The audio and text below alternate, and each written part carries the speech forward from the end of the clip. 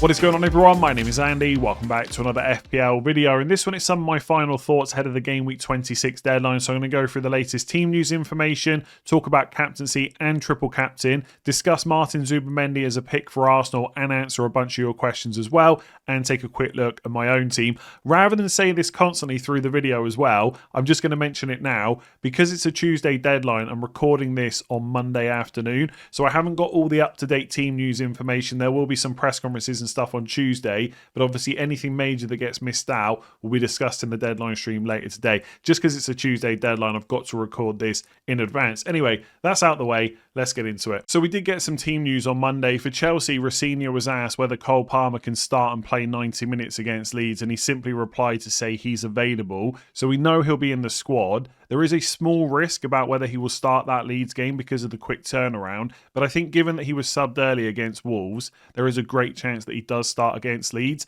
And over Christmas, there was 2 times when Cole Palmer started back-to-back games with only 3 days rest. So I think he will start this game.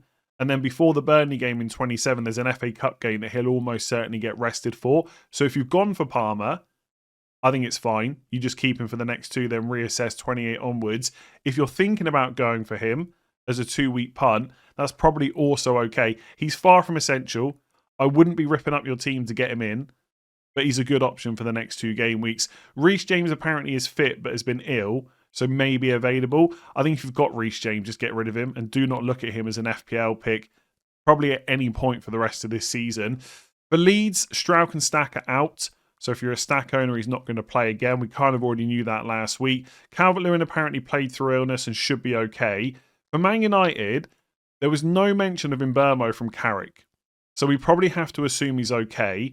He did say that Mount and De Ligt are still out. Mount might be back for Game Week 27. The only thing to note, I think these quotes might have been from directly after the Spurs game. I don't think this was a fresh press conference on Monday. I think these were embargoed quotes. In which case, if Mbeumo was limping outside the stadium, as the video suggests, maybe they would have done some more tests on him since that video. Maybe there could be an issue, which we don't know about, and maybe Carrick didn't know at the time if this wasn't a fresh press conference. So there is maybe some slight doubts with Mbeumo, but I suspect he's going to be fine. If you've got him, there is nowhere near enough information to sell him. And I still think you could even buy Mbeumo if you wanted to. If you want to play it ultra safe, just don't go there. But I think he's probably going to be okay. And then for Newcastle, Lewis, Miley and Gordon will be assessed. So there is a chance Gordon will be involved for Game Week 26.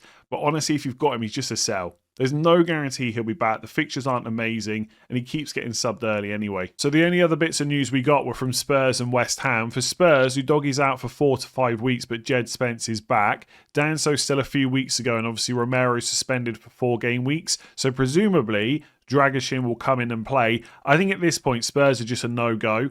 Even someone like Solanke maybe is a cheaper forward option you could look at, but it's Newcastle at home, Arsenal at home next to, and they're just not playing that well. I like Solanke, but I'd rather wait until the fixtures get a little bit better. So Spurs just an absolute no-go. For West Ham, Nuno not all that helpful. He said, I've cut this down a little bit, but this is essentially what he said. We have some new injury concerns. We're going to have some players out. I'm not going to tell you who. I'm sorry. So some of the regulars who play for West Ham could be missing Game Week 26. I think basically, if you don't own West Ham players, just don't buy anyone this week. It's not terrible if you were looking at it because it's Man United at home and then I think it's Bournemouth at home straight afterwards. Just checking. Yeah, Man United at home, Bournemouth at home. But then it's Liverpool away, then it's Fulham away, then it's Man City at home, then it's Villa away. So you don't want to invest anyway. And if you have gone there with like Fernandes or Somerville or Bowen, I would just risk it. I think 2 home games back to back, they don't look that bad. And you just risk they're not the ones that are injured. Like someone like Bowen very rarely gets injured anyway. I think you're probably safe with him. So it's a bit of an annoying update, but that's the one we've got. So let's talk about captaincy for Game Week 26. There were a lot of questions about whether players like Timber and Rice were viable options if you didn't want to go for Gabriel, or maybe if you just don't own him altogether. So we're going to go through that. I will say straight away, there's a double game week this week. I would definitely be captaining a double game week player. Yes, Haaland against Fulham at home is not bad. Fernandes against West Ham away, also not bad. We'd definitely be considering both of those if there wasn't a double game week, but there is. And I always like to take them on, especially when a team like Arsenal is involved. So there is no way, if I had a double game week player in my team, that I would captain a single game week player in game week 26. The best option on paper probably is Gabriel, but I don't think it's a case where he's so obviously the best option. You know, if there was a Man United double game week, then Fernandes would be ahead of everyone else. I don't think Gabriel is miles ahead of Timber or miles ahead of Declan Rice. He's probably the best pick because in terms of points per game this season, he's done the best. He's got genuine goal threat. He's good for defensive contributions as well. And obviously, Arsenal defence is the best in the league. There is every chance they'll walk away with at least one clean sheet in these 2 games. So I do think he's the best pick. But when you look at someone like Timber, obviously he's playing for the same defence. He's got exactly the same fixtures. And his underlying numbers have been good this season. 0.18 expected goals per 90, 0.05 expected assists. He's nowhere near as good for DEFCONs. Like, Timber's basically never going to get you those additional 2 points. But goal threat-wise, he's not bad. Like, in a 2-game head-to-head between Gabriel and Timber, is there a world where Timber wins? Absolutely. So if you want to go slightly different, but still go for a defender, Timber would definitely be next in line. I just prefer Gabriel because his attacking stats are very similar and he's got defensive contribution potential as well. And so for me, it just puts him a little bit ahead. Declan Rice is really the only midfielder or forward that I would think about. The rest of them, the minutes are just not secure enough. The problem with captaining Rice is the attacking numbers are okay, but nothing more than that. Like 0.13 expected goals per 90, not a huge amount of goal threat, and 0.22 expected assists, which a lot of that is obviously from set pieces, which is nothing to, it's not to fault him for that, of course, but they could be more exciting numbers. And then he's okay for defensive contributions, but he's not like an Elliot Anderson where he's almost guaranteed to get it every week. It's 10.48 per start. You've got to hit 12 to get the additional 2 points. So I think Rice is perfectly fine if you don't want to go for a defender. And I would suggest that most people are going to captain Gabriel. So if you want to go against the defence, Rice is the one. But I would have Gabriel just ahead. I can see Arsenal getting at least 1 clean sheet from these 2 games. And to me, it feels more likely that Gabriel will go and get DEFCONs than Rice will go and get you a goal or something like that. But again, it's one of those game weeks where if you had Captain Rice, I wouldn't argue against it. It's perfectly reasonable. So I think it's Gabriel. Then I'm going to go for Timber, I think. I just think Arsenal defence is so strong. Gabriel, then Timber, then Rice in that order. But it's not like Gabriel is miles ahead of everyone else. I use Man United as I get my words out. I use Man United as an example. It's the same with City. If City had a double game week and you knew Haaland was starting twice, he is by far the best pick. It's not like that with Gabriel, in my opinion. I think Timber and Rice are both viable, but because I think Gabriel is the best, that is who I'm probably going to go for. So the follow-up question to the captaincy discussion is whether or not to use your triple captain chip in game week 26 or whether there might be a better opportunity to use it later on. So let's talk about that. There will almost certainly be more doubles in game week 33. That's likely, none of this is guaranteed, but likely to be the biggest double game week of the season, mostly based on the FA Cup semi-finals. So whoever gets through to the FA Cup semi-final will likely blank in game week 34, so will their opponent, and that fixture could get pulled forward to game week 33. Again, not a guarantee, but that is something that could happen. So you will have double game week 33 to use your triple captainship. The thing to ask yourself is, when are you going to bench boost? Now, if you're going to use it soon, like before game week 33, then obviously there is a spot open in 33 itself to use your triple captain instead. But if you're eyeing up a strategy of wildcard 32, bench boost 33, you can't also triple captain that week. So you've got to use it somewhere else. And I'll come on to whether there could be other doubles outside of 33 in a second. So game week 33, yes, triple captain opportunity, but not if you're going to use your bench boost in that week. Now, Man City have Arsenal at home in game week 33, and we know they've already got a fixture against Crystal Palace at home to rearrange. So in theory, we could get Arsenal at home, Crystal Palace at home for Man City in game week 33. And I think if you forget about bench boost for a second, I probably would rather triple captain Haaland for those 2 fixtures than Gabriel in 26. But again, it's not guaranteed that Man City will double that week. Now, if they get through to the semi-finals of the FA Cup, they have Burnley away in 34. All of a sudden, you might have Palace at home and Burnley away to rearrange. It's very likely City will have a good double for triple captain. But it's not guaranteed that they will double twice. There are various scenarios like Man City going out of the FA Cup, Man City and Palace not going far in Europe, where actually that game against Palace just gets put back into 31. Like, that is a scenario that can happen. Right now, City and Palace is a blank in game week 31, but it could get put back there. I think it's unlikely that would happen, but it is possible. And like I said, it's not a guarantee that Palace is the game that goes to 33. So if City don't make it to the FA Cup semi-finals, could that Palace game get put somewhere else that's not game week 33? Potentially, right? I have to keep reiterating none of this is guaranteed. But either way, there will be some doubles in 33. If you're not happy with triple captain in 26 and you've used your bench boost, you could definitely wait.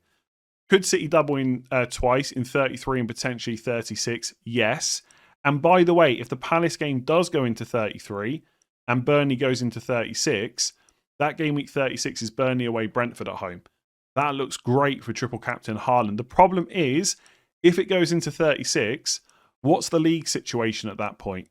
If City is still in Europe and the league is done, would Haaland even start both of those games? Maybe, maybe not. Maybe Semenyo would, maybe Marmoush would. There might be a differential triple captain opportunity, but again, it is not guaranteed. But other teams to kind of double outside of 33, you mostly need them to be staying. So you need teams in Europe to stay in Europe as long as possible, and probably also to go far in the FA Cup. And again, we're only just going into the last 16 of Europe, and we're only just about to have the fourth round of the FA Cup after game week 26. So there's nowhere near enough information right now to know what's going to happen later on. There is a scenario where you have a double in 26, doubles in 33, and that is it. No other double game weeks whatsoever. So again, if your bench boost is already out of the way, great. If not, you might want to use it in 33. Now, there is another conversation to be had. In game week 33, the double is not necessarily going to be huge. So it might be that you're going to end up bench boosting with single game week players anyway. The problem is you just don't know right now. Whichever way whether you triple captain in 26 or not, there's a gamble because you don't know what's going to happen later. It might be that wildcard 32, bench boost 33 is great and you've got 13 to 15 double game week players, happy days. It could just be that you bench boost single game weekers, in which case you could just do that now and leave 33 open for a double. I can't even really go through and tell you what the likely doubles are because there's just not enough information for the FA Cup. You know, you look at Arsenal would be playing City away. So let's say in theory that Arsenal or Newcastle get through to the FA Cup semi-final. That game would be called off, could get brought forward to 33. So Arsenal would have City away and Newcastle at home. Like, is that better than the double they've got right now? Not really. Man United are obviously out of the FA Cup. Like Liverpool Palace, could that get brought forward? Potentially. Liverpool at home to Palace and then in 33 is away to Everton. That could be good if you're happy to triple captain Ekitike or Wirtz or maybe even Salah at that point, depending on how everyone is playing. But it's not a guarantee those doubles happen. And we're not going to... I know everybody wants to know the answer. Is Arsenal the best or is there going to be a better opportunity? I don't think anyone can tell you, truthfully. And a lot of it depends on how long these teams stay in Europe and how long they stay in the FA Cup. And we're just nowhere near far enough in those competitions to know. There is definitely merit in using it now because you know what you're getting. You know that Arsenal have got a good FA Cup game in between Brentford and Wolves where they'll probably rest a lot of players. There is some risk there as well. What if Gabriel or Rice plays in the FA Cup and gets injured, then misses Wolves? That is something that could happen. But because it's Wigan at home, we're expecting a lot of rotation. And the league is still on. So the likes of Gabriel, Timber and Rice, etc. should all start both games. You might not be able to guarantee 2 starts from teams later on if their league position is basically where they need to be. So there's pros and cons. Like, I know with these things, people just want a straight answer. You should or you shouldn't. But I just can't tell you for sure. I'm probably going to use it because I can't guarantee a good option later on. But I must admit, I'm not completely happy about it because it's a defender that I'm going to go for. I know that sounds stupid because Gabriel's so good, I'm probably going to use it, but I guess all I can say is if you don't use it in 26, I don't think you'll get completely screwed over. There will be an opportunity later on, even if it's a single game week. So, for example, game week 35, Arsenal got Fulham at home, Chelsea got Forest at home. Game week 36, Man City versus Brentford at home, Man United versus Sunderland away, Arsenal versus West Ham away. Game week 37, Arsenal versus Burnley at home.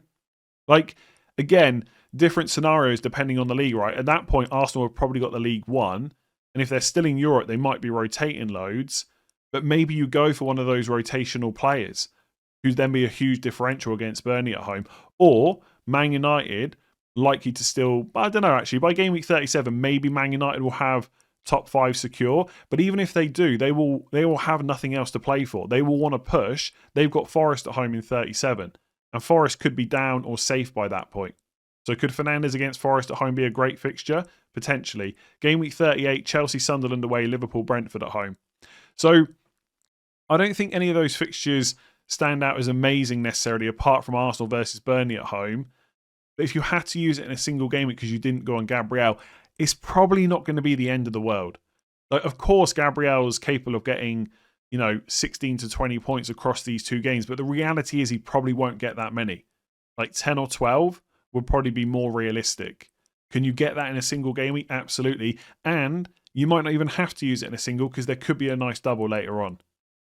It's just, again, the doubles might not happen, and they also might happen so late that the teams are still in other competitions, and then it's more difficult to know who's going to play in the league. So I will probably use it because I know what I'm getting and I don't know what I'm getting later, but it's perfectly reasonable if you want to save it. It's just the one thing I always try and make clear every year is even if later on you've used your triple cap, you still get to captain that player. It's only one score that you're missing out.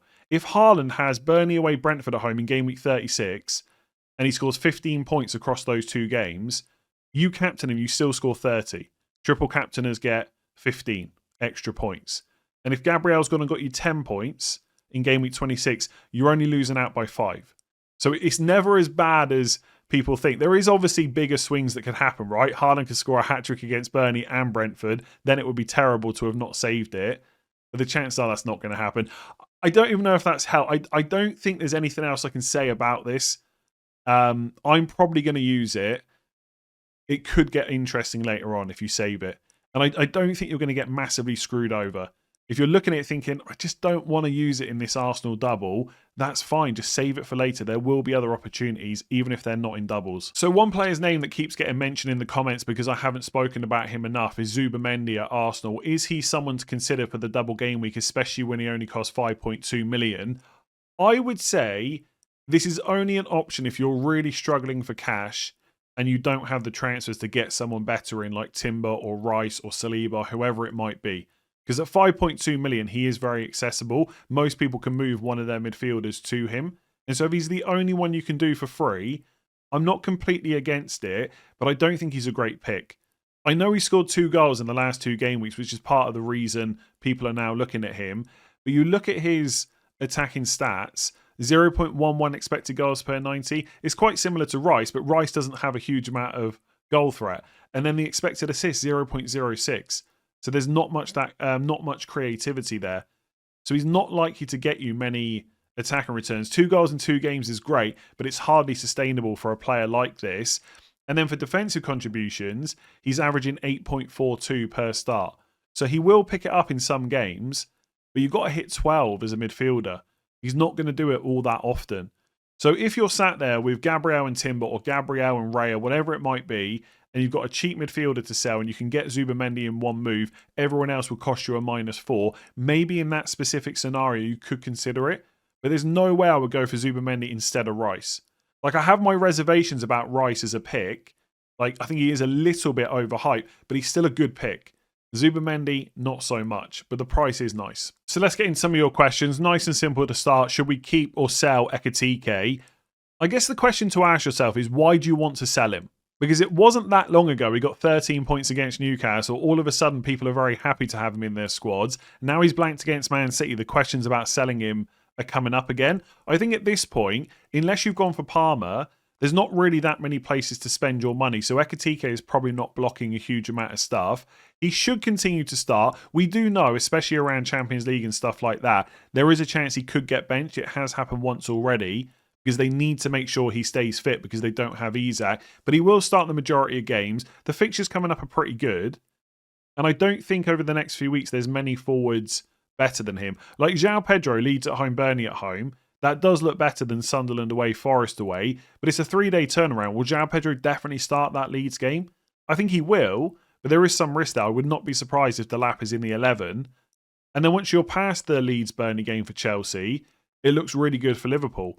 So I'm not convinced it's worth a transfer to bring him in and take him back out. Thiago's good from game week 27, not this week. So I think with Ekitike, unless you're desperate for the money, you might as well just stay in your team. When he plays, he gets chances. 0.51 expected goals per 90 is really good. Okay, he doesn't have penalties and he is quite expensive. But at the moment, I don't think the money really matters all that much.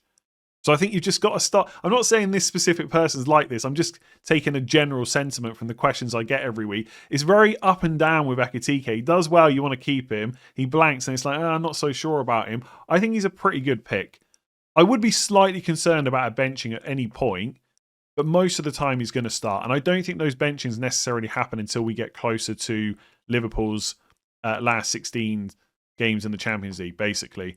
So yeah, I think for most people, I would lean towards keeping. So what's going on with Brentford centre-backs? Are any of them worth going for? So Nathan Collins, who's been basically nailed all season, was benched in game week 24, came on and played about 30 minutes. And ahead of game week 25, Keith Andrews mentioned that he needed stitches from a knock that he got in training, and that's why he didn't start him.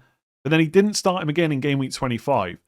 So I'm not sure if something happened, and maybe he was feeling more pain than they thought he would because of those stitches, but he was on the bench in 25 and didn't get a single minute. So I'm not quite sure what's going to happen moving forward. Now, I think Nathan Collins is captain, so I'd be very surprised if he's kept out of the team, but I don't think you can buy a Brentford centre-back this week. Now, you wouldn't want to anyway, because it's Arsenal at home, but maybe you're making a downgrade from a different defender to free up some money, ready for their good fixtures from 27 onwards. I would try and put it off until 27, 28. And just wait and see what the lineup is. Because I suspect that Nathan Collins will come back in. And if he does, he's probably the one that you want. The worst case scenario will be against Arsenal if they play a back three. And Ayer, Vandenberg and Collins all play. That would be a nightmare. But I think Collins is the one you want from 27, 28 onwards. I suspect that Ayer is next in line and Vandenberg will be the one to drop out. But it's really difficult to know at this point. So I think basically we've got to wait for more information. They are a good option from 27, Brighton at home, Burnley away, Bournemouth away, Wolves at home, Leeds away. But I think until we are more sure about who's going to be starting moving forward, I'd probably put it off for now. But if you have to go there, I would risk Collins, but it is a risk at the moment. So is it worth taking a -4 to get an Arsenal player for the double game week? I would say yes, especially if it's one of the top options like Gabriel, Raya, Saliba, Timber, Rice. If you're taking the -4 to get Zubimendi, I'd be less sure about that. And I think -4s for any of Madueke, Gyökeres, Jesus, Havertz, etc., they're risky because all those players' minutes are not fully secure. But if it's for one of the top options, I would definitely do it because they're pretty good for 26 and then they're not bad afterwards either. Like Arsenal's fixture run 27 to 30 is not amazing. Spurs away, Chelsea at home, Brighton away, Everton at home. But in Declan Rice, you've got a player that can get you DEFCONs, is on set pieces. And the defenders can get clean sheets in any of these games. And the likes of Timber and Gabriel in particular also have decent attacking threat as well. So I think I would do it. I'd be much less likely to do it for a Wolves player. So it's not a case of they've got a double, you've got to take the hit. But for Arsenal, I think it is worth it. So is free hit 31 an option? It seems silly to avoid Palace and City players who have great fixtures in the short term because they'll miss one game and you'll want them for their double in 33 anyway. So on that double in 33, it's worth going back to what I said about triple captain. It's not a guarantee that City and Palace will definitely double in 33. It could happen. And on the surface of it, that seems the most likely, right? They've got a game postponed in 31. The earliest it could be rearranged is 33. So why not put it there? But it's not a guarantee. So a couple of things could happen. It could get put in a different double game week later on. Or there are scenarios where it just stays in 31. Now, if it stays in 31, that's not a problem. Because then you've got players from these two teams who will play a fixture. You wouldn't need your free hit and you can just change your strategy later on. The worst case scenario is they blank in 31, they don't double in 33. Because then City have got blank 31, Chelsea away 32, Arsenal at home 33. All of a sudden doesn't look so good. You might go from one in three City players to 1 in 0. And to free hit them to then have Chelsea away, Arsenal at home wouldn't feel so good. For Palace, it's not so bad. Because it's Leeds at home in 30, blank 31, then Newcastle at home, West Ham at home. If you got stuck with 3 Palace players, that's fine. So free hit 31 could be viable. I really want to make it clear. I know that I keep saying for my team, my current strategy is to wildcard 32, dead end 31, and then bench boost 33. I'm not completely locked into that. The more information we get over the next few game weeks, I might switch what I want to do. But for me, I've only got 4 players currently that are going to blank in 31, and one of them is a goalkeeper. So I can, in theory, just hide them on the bench pretty easily. So I'm not in the same position. If you've got Haaland and Semenyo and Gay in 3 Arsenal players and you want to bring in Munoz and Sarr, all of a sudden you've got 8 players that could potentially blank in 31. Free hit 31 might be good for you. So it's on a team-by-team basis. I also want to make it clear that whichever strategy you go for, it's quite unlikely you'll get massively screwed over. There usually is one chip strategy that works best, but all of them are manageable, right? So you might free hit 31, get lucky with how the fixtures fall for 33, and have a great team for that week without having to wildcard. In which case you'd free hit 31, play through the double with transfers, and then maybe wildcard in 34 instead. Like, that is a strategy that's viable. You might even find that the way the fixtures fall afterwards, that you can get to 31 and wildcard. I know that sounds weird because you'd be wildcarding in a blank, but if there's some teams that if there's teams that don't blank in 31 and also double in 33, that could be a viable strategy. But again, I cannot tell you for sure right now because we don't have enough information. All I can say is, if you've got a lot of City, a lot of Arsenal, which most people should have triple Arsenal, and you want to add Palace, I'm sure you'll be able to manage it later. I don't think it'll be a case where you free hit 31, then you're just screwed for the rest of the season. But I would say, if you're low on players that are going to blank in 31, I'm not sure it's worth just loading up now and locking in 31 free hit as a strategy. So for me, as a non-owner of players from these teams apart from Haaland, yes, Semenyo is good, yes, Gay is good, but they're not so good that there's no other options. I'm more than happy to go against Semenyo's ownership. There's lots of good midfielders. There's lots of good defenders as well. Crystal Palace is a little bit different because they're so low owned and they've got Burnley at home, Wolves at home, Leeds at home, next 5. That genuinely looks really good. And there's no one like Munoz really apart from Arsenal defenders. And Sarr's great value, right? He could be on penalties for 6.3 million. Better option than Semenyo. So I'm a bit jealous of Palace picks, but also at the same time, if they don't smash it against Burnley at home, then maybe I'm a little bit less worried after that. So is free hit 31 an option? Yes. How good or bad will it be? I'll tell you when we get closer to 31, because right now I'm not sure. So given this is a midweek game, could you talk about Cunha? I'm a bit worried Šeško will start, and I'm looking to sell Cunha to Wirtz in the future anyway. Would you do it now? So far, we've had 4 games under Michael Carrick, and the only change he's made is to bring Cunha in when Dorgu got injured. So I think we have to assume that as long as the players stay fit, that is the 11 that Michael Carrick will keep selecting. Now, is that a guarantee for game week 26 when it's a midweek game week? No. The thought has crossed my mind that Šeško could start, but I think with Man United players, they are going to be fairly fresh. They went out of the League Cup really early, the FA Cup really early, they're not in Europe, they haven't played many matches.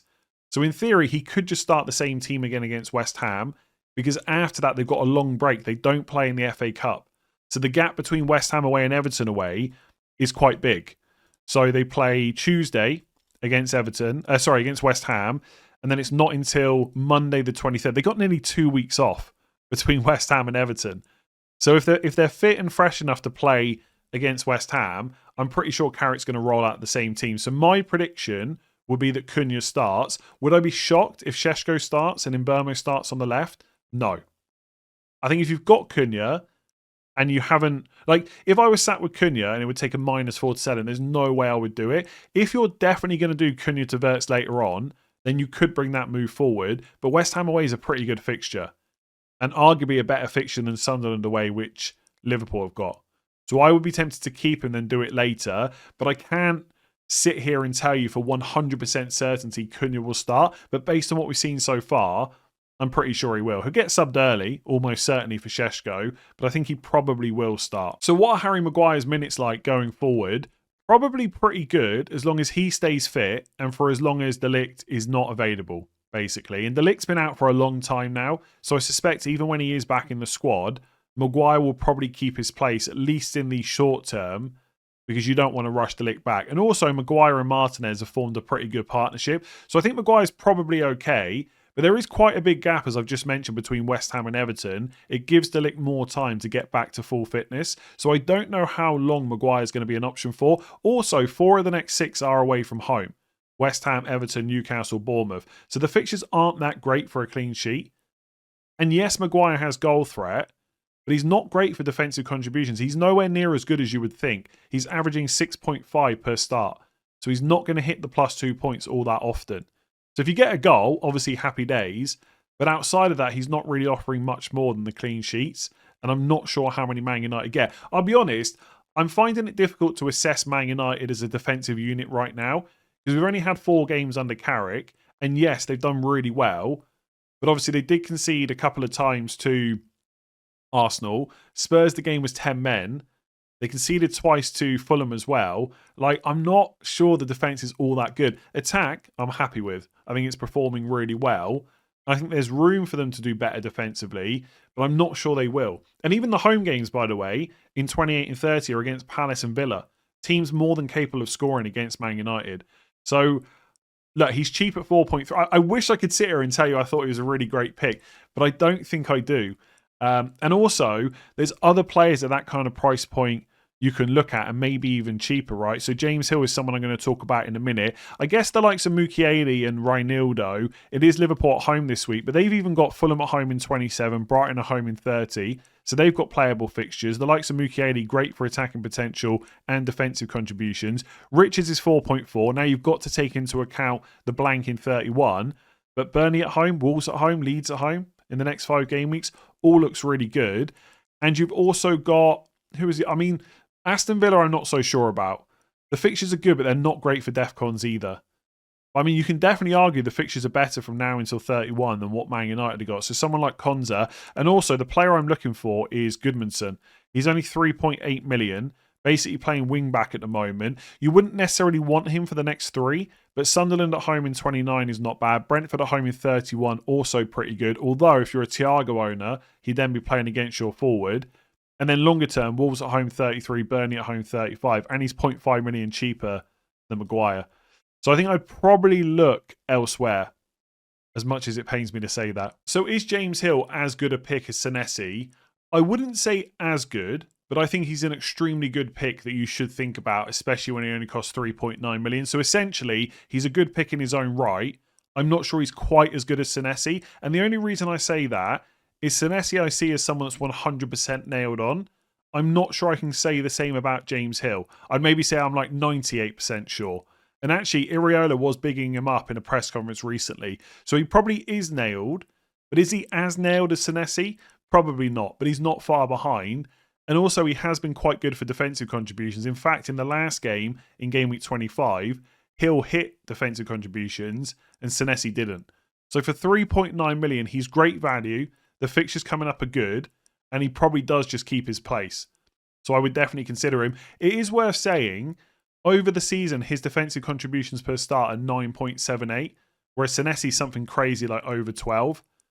So based on a lot of data we've had this season, you would expect Senesi to keep hitting defensive contributions more regularly than Hill, but it might not work like that. It might be that James Hill ends up as good as Senesi. So if you've got the money, I still would buy Senesi instead. But if you're looking for someone cheap, it's very hard to argue against him. Like Reinildo, Goodmanson, they're also really cheap. But if he plays the next 6 games, I do think James Hill is probably better. And right now, there is every chance he does keep playing. So my team is pretty well set up for Game Week 26. I've got 1 free transfer and 2 million in the bank. So there is some room for an upgrade if I want to make one. I've got Raya and Gabriel double up on Arsenal defence for their double game week, and the triple captainship is active on Gabriel as it stands. I'm not completely ruling out taking that off and waiting to see what we get later on, but I think because my strategy at the moment is to bench boost in 33, I probably will just triple captain now. Van Dijk against Sunderland away, Senesi against Everton away. My midfield 5 looks pretty nice this week. So Anderson against Wolves at home, Declan Rice to complete the Arsenal triple up, Fernandes and Mbeumo against West Ham away, and then Enzo Fernandez against Leeds at home. And up front, it's Thiago against Arsenal at home and Haaland against Fulham at home. Now, I have been asked a few times since my team selection video the other day, why am I playing Thiago when I got double defence? Because obviously I don't want him to score. And that is true, I don't want him to score, but that doesn't mean he won't. So if anyone's going to wipe out the Brentford clean sheet, the Arsenal clean sheet in that first game, I want it to be Thiago. And also, I would bench him, but my options on the bench are Lewis Hall against Spurs away, and Newcastle just can't keep a clean sheet at the moment, and then Anderson against City away. And if I play Anderson instead of Thiago, then I don't want Haaland to do anything either. And obviously Man City, pretty good, Fulham at home. Like, it's a nice fixture. There's definitely potential for goals there. So my options on the bench aren't that good. Basically, I'm making this decision in isolation. Who's the best player to play in game week 26? Thiago, Lewis Hall, or Anderson? And I think the answer is Thiago. So you're right, especially with triple captain active, I probably don't want Thiago to do anything, but that doesn't mean that he won't.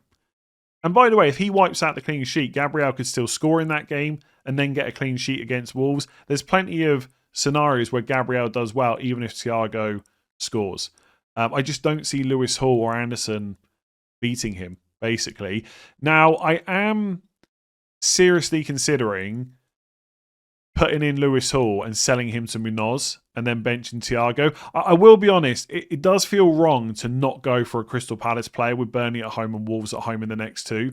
And then obviously Leeds at home in 30 also looks quite nice. If I buy Munoz, I would then have 5 players that are going to blank in 31. So Munoz, triple Arsenal, and then Haaland. But because one of my Arsenal players is Raya, he can get benched pretty easily. I think Gabriel, because of the amount of money I've got tied up in him, he would also get benched. And then I've just got to deal with the other 3, basically. If I use my only transfer this week, I then have 1 in 27, 2 in 28, 3 in 29, 4 in 30, and then potentially 5 in 31. I probably would want to use a couple of transfers along the way, like Enzo Fernandez out in 28, and then maybe there'd be another move to do as well. But that should still leave me with about 3 by the time I get to 31. So I think I'm kind of in an okay place to bring Munoz in and then deal with it later. In theory, anyway. Because obviously injuries and suspensions could happen, and all of a sudden those transfers would have to be used for other stuff that I'm not basically planning for right now. But it does seem quite nice to just get Munoz in. And it takes away the Thiago against Arsenal defence. Now, it would obviously be really annoying if I make a transfer to bench Thiago and then he does really well. But chances are he's not going to get a huge score against Arsenal anyway. So that is really tempting me. The only thing that it blocks is essentially it leaves me with 1.4 million in the bank. And if I want to do Enzo to Verts, I can't then do that. But potentially when I get to 28, I could sell another player to fund that move. So for example, Declan Rice, who's going to blank in game week 31, I could bring in someone like Wilson, who in game week 28 has Spurs at home, followed by West Ham at home, Forest away, Burnley at home. So if he's still playing regularly, him to fund a move for Verts would look pretty nice. Alternatively, if I thought he was nailed, I could go against Wilson, who's got quite high ownership, and go for Dangu Utara instead, who again, game week 28 has got good fixtures. Burnley away, Bournemouth away, Wolves at home, Leeds away. So I've got in the back of my head that game week 28 I'm going to do Enzo to Verts, and I need the money to do that, but potentially I could free up the money. I think the only issue is if I get there and I don't want to do Rice to Wilson or Rice to Utara, there's not many other places that I really want to get the money from apart from selling Munoz. And if I bring in Munoz for 2 weeks then sell him again, is that worth 2 free transfers? Getting rid of him before the Leeds at home game, I'm not so sure. But I am seriously tempted to do it. So this is what my team would look like in the My Team tool over on Fantasy Football Hub. As always, if you want to sign up and give these tools a go yourself, there is a 7-day free trial at the moment. Links in the description below. So as I said, I would play a 4-5-1. Although interestingly, they do have Thiago with quite a high points projection. Now it is Arsenal defence, but the game is at home and he is nailed on penalties. So this is part of my worry with bringing Munoz in. He is obviously great for Burnley at home. But it does feel wrong to just force Thiago out of the team. There's every chance he could play awfully and just get a penalty, and all of a sudden, not a bad pick, right? But anyway, I've put Munoz in. In game week 27, Thiago would obviously come back into the team because it's Brighton at home. And I could potentially play like a 3-5-2. I would probably bench Anderson, like Nottingham Forest Anderson, and play Van Dijk instead. But again, I can play 4-4-2, and I've still got the 1.4 in the bank. When I get to game week 28, that's the week where I'd probably want to deal with Enzo Fernandez. By the way, if he was nailed, I could potentially go against Wirtz and keep Rice and just buy Sharda instead. Or buy Dangu Utara and just keep Rice for a few more weeks. So I wouldn't necessarily be forced into making 2 moves in 28. So I'd have 2 free transfers this week, potentially only make 1.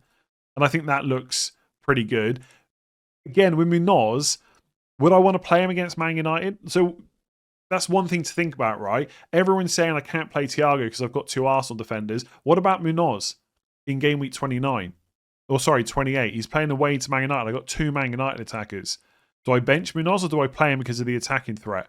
But if I play him, I've got to bench someone with a pretty good fixture. Like my back 3 is Senesi Sunderland at home, Van Dijk West Ham at home, Gabriel Chelsea at home, and I'm benching Anderson against Spurs at home. So I don't really need Munoz long term. That's another reason why I'm keen on getting him because of Burnley at home, Wolves at home, but I'm not fully locked in because my defence is actually quite good, even if Lewis Hall doesn't get played that much. Game week 29, again, Munoz may be on the bench. Senesi Brentford at home, Anderson West Ham at home. Gabriel obviously never gets benched. Even Van Dijk's got Wolves away.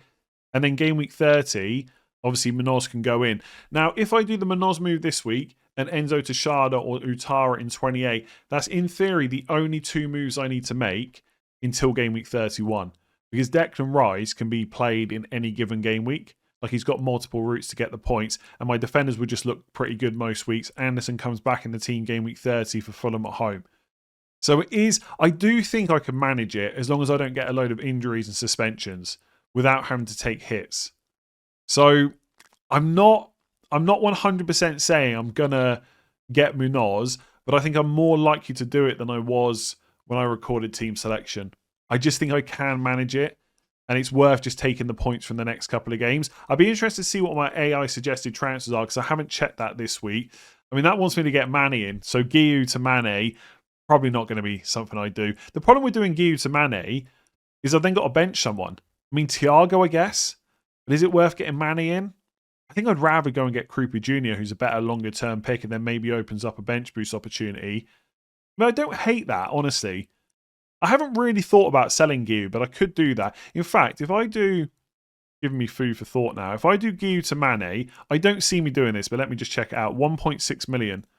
So I would be able to do Enzo to Wirtz, but I'd have exact money.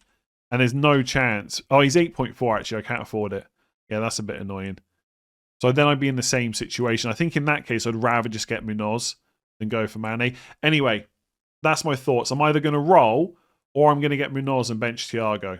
That's the only real options for me unless something happens in the press conferences on Tuesday. I'll leave that one there. Make sure to give it a like and hit that subscribe button. Check out Fantasy Football Hubbies in the links in the description below. And I'll see you at 4 PM UK time for the deadline stream.